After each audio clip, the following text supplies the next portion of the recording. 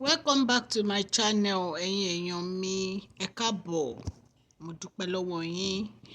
According to the time where you are, I am greeting you. Gist tèmi òun ni pé inú Queen Naomi dùn o àti kábíyèsí nígbà tí Queen Temitope sọ wípé àwọn ti get mansion ní Ilé Ifẹ̀ láti move lọ. Wọ́n ní gbogbo àwọn ìyàwó tó kù wọ́n ní bí wọ́n ṣe gbémú sókè nìyẹn. Ẹ̀yin èèyàn wa, ẹ jẹ́ ká gbọ́ gist tèmi. If today is your first time on my channel, please can you go straight and press the notification bell so that whenever I post any gist you can get it. My name is Mashola. I normally speak Yoruba on my channel and sometimes English. To my old subscribers, I say thank you. God Almighty will bless you. Òkè òkè lọ́lá yín á máa lọ́lá yín ò ní lọ ìsàlẹ̀ láéláé.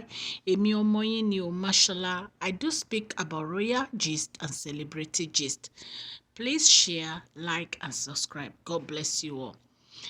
Olori Temitope. Wọ́n ní Olori Temitope wọ́n ní pé wọ́n rí mansion ní Ilé Ifẹ̀ èyí tí kábíyèsí rà fún wọn. Máa múùvù lọ síbẹ̀. Wọ́n ní àwọn ni èèyàn àkọ́kọ́ tí wọ́n kọ́kọ́ gbé ìgbésẹ̀ pẹ̀lú nǹkan tí kábíyèsí nìkan ṣe. Wọ́n nínú kábíyèsí dẹ̀ dùn gan-an sí nǹkan tó ṣẹlẹ̀ yìí. Ẹ̀yin èèyàn wa, ẹ jẹ́ ká jọ gbọ́ gist tèmi.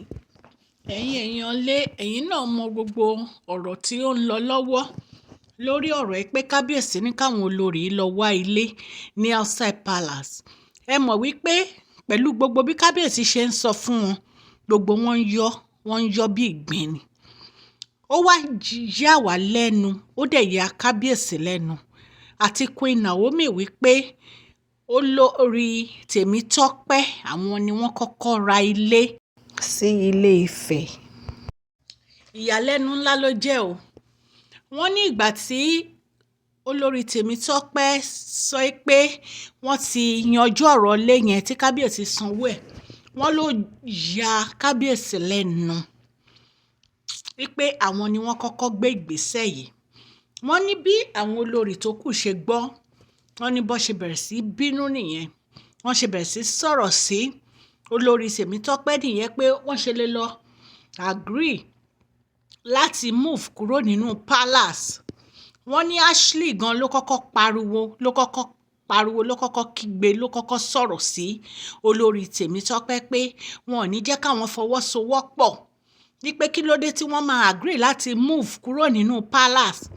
Wọ́n lólórí Temitope dẹ̀ sọ fún un pé ọkọ lolórí aya, nǹkan tí ọkọ ń bá fẹ́ ló máa ṣe.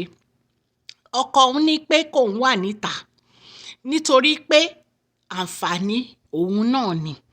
So òun máa gbọ́rọ̀ sọ́kàn lẹ́nu, nǹkan tí kábíyèsí bá fẹ́ ló máa ṣe torí òun fẹ́ kí inú kábíyèsí dùn. Wọ́n ní bí Mariam náà ṣe bẹ̀rẹ̀ sí pariwo nìyẹn. Ẹ̀yin èèyàn lé, ẹ jẹ́ ká jọ máa gbọ́ gist lọ. Wọ́n ní pé Olori Temitope sọ fún wọn pé ṣé kábíyèsí lòun ò fẹ́ wọn mọ́ ni? Ṣé kábíyèsí ni pé wọ́n ń ṣe ìyàwó òun mọ́ ni? Kí ló dé tí ó ń ní wọn lára láti kúrò nínú palace? Ipe ṣé wọ́n gbé nǹkan sínú palace tí wọ́n fẹ́ fi sílẹ̀ ń bẹ́ẹ̀ ni?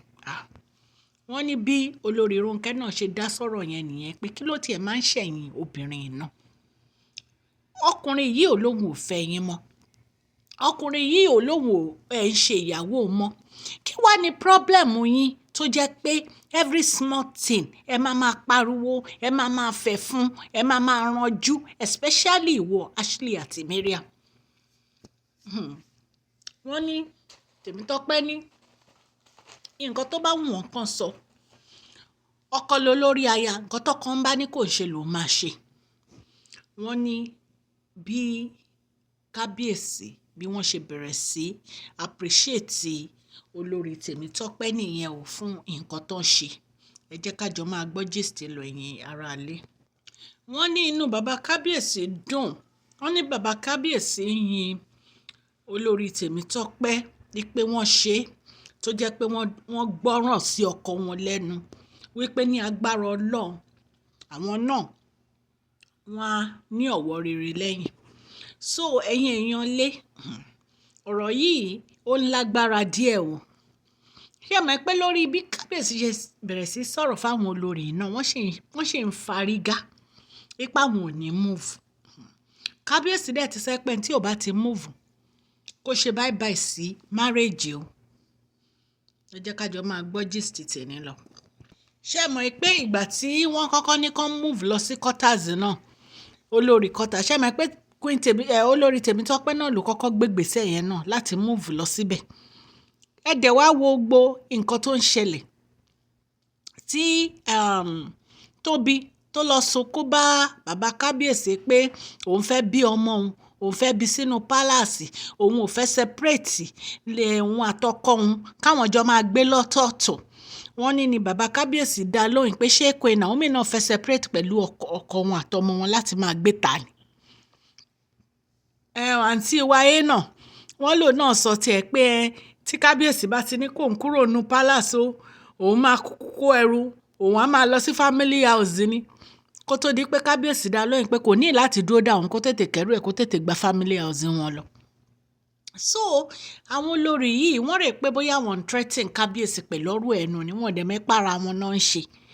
ẹ wo nǹkan tí Temitope ṣe nísìn tó bá ní pé ọkọ nífẹ̀ẹ́ obìnrin, ṣé irú nǹkan tí Temitope ṣé kò tó kí kábíyèsí nífẹ̀ẹ́?